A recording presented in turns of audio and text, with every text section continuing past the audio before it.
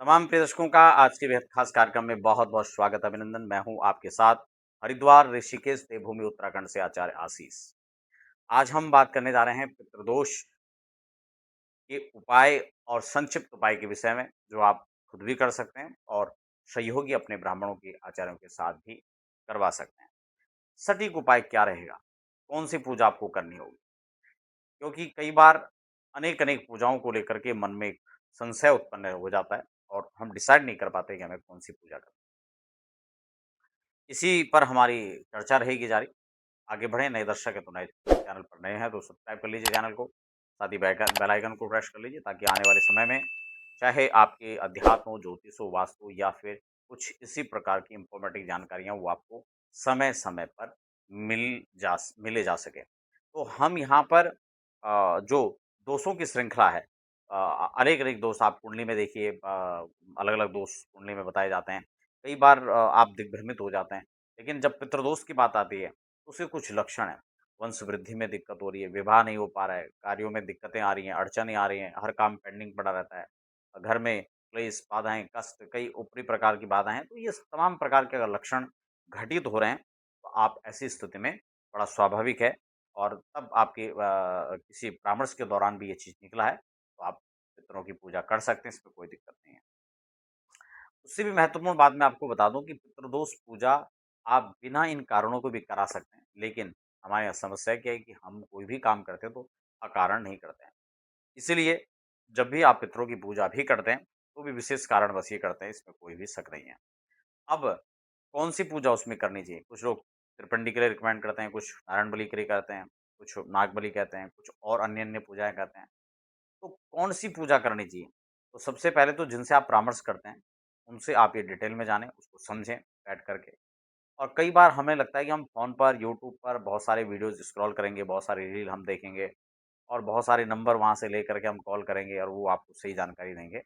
इस बात की कोई भी आज के समय में ज़िम्मेदारी नहीं है, क्योंकि इतना समर्पित भाव से आपके लिए कोई शायद काम नहीं करेगा।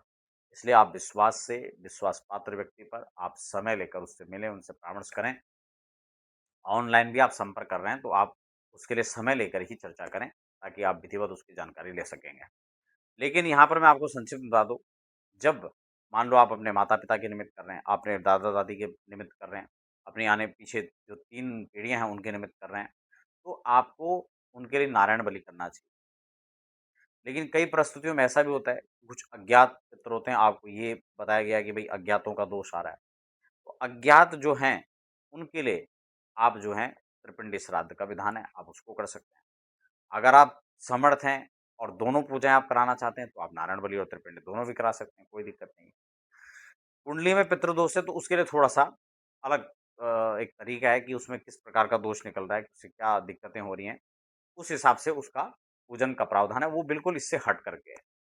कई बार हम लोग सोचते हैं कि नहीं वो तो इसको थोड़ा समझना होगा। अगर जन्म कुंडली में बताया है, तो उसमें जन्म कुंडली में क्या चीज़ें हैं, क्या दोष आया, उसका क्या आपको दिक्कतें हो रही, उसके हिसाब से उसका समाधान हो सकता है। अब कई बार खर्च को लेकर के समस्याएँ रहती है, क्योंकि आजकल अब जिस प्रकार से हम इंक्वायरी करते हैं, उसी प्रकार से हमें लोग मिल जाते हैं और उसी प्रकार से फिर हम कई बार सफल होने के भी चांसेस रहते हैं और लगभग तो असफलता ज़्यादा है प्राप्त होती है, क्योंकि हमारे पास दोबारा-दोबारा लौट करके जो लोग आते हैं, सब अपनी घटनाएँ बताते हैं, तो उससे पता लगता है कि कहीं न कहीं ये एक मार्केट के रूप में भी चल रहा है, तो उसका भी कहीं न कहीं दुरुपयोग हो जाता है। खैर, ऐसा ये नहीं है। तो मैं आपको ये भी बता दूँ कि अगर आप खुद भी परेशान हैं और आपके पास वास्तव में आर्थिक तंगी भी है, आप इसका उपाय चाहते हैं कि क्या उपाय होना चाहिए, तो मैं आपको 2 संक्षिप्त उपाय बता रहा हूँ। एक तो अभी मलमास चल रहा है, इसके लिए बहुत अच्छा समय है, इस दौरान कर सकते हैं। श्राद्ध पक्ष आते हैं, तब भी एक अच्छा समय होता है।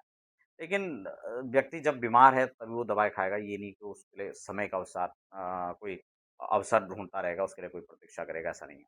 2 उपाय मैं आपको बताता हूँ, एक तो प्रत्येक दिन विष्णु सहस्त्र नाम का पाठ करिए। पाठ पहले अच्छे से पढ़ना सीखिए और संकल्प के साथ किसी आचार्य से संकल्प उसका लिखवा करके और उसके साथ फिर प्रतिदिन उसका पाठ करें। अगर आप ऐसा करते हैं, आपके पास परेशानी है, धन नहीं है और आप उसके अभाव में ये पूजा नहीं करा पा रहे हैं, तो मैं बड़े विश्वास के साथ कहता हूँ, अगर आप ऐसा नियमित करते हैं, तो आपका पितृदोष लगभग समाप्त हो जाएगा। आपको स्थिति अनुकूल होती है, तब आप पूजा करवा सकते हैं। दूसरा, आपके पास जो है बिल्कुल भी इस प्रकार का वक़्त नहीं है तो ये पाठ करें, साथ-साथ में गौ ग्रास, गऊ को नियमित जो है आप कुछ खिलाएँ। तो ये 2 उपाय करने मात्र से आप कहीं न कहीं पितृदोष का जो महादोष है उससे आप मुक्त हो पाएँगे। धीरे-धीरे आपकी परिस्थितियाँ अनुकूल होंगी। एक नारियल आपको रख लेना है ऐसे संकल्प और ये पाठ शुरू कर देना है। जब आपकी स्थिति अनुकूल हो जाएगी, कुछ पैसों का प्रबंध हो जाएगा, तब आप इस पूजा को करवा सकते हैं। तो ऐसा करते हैं तो निश्चित रूप से आपको रिलीफ मिलेगा, आराम मिलेगा। आपके लिए शुभकामनाएँ।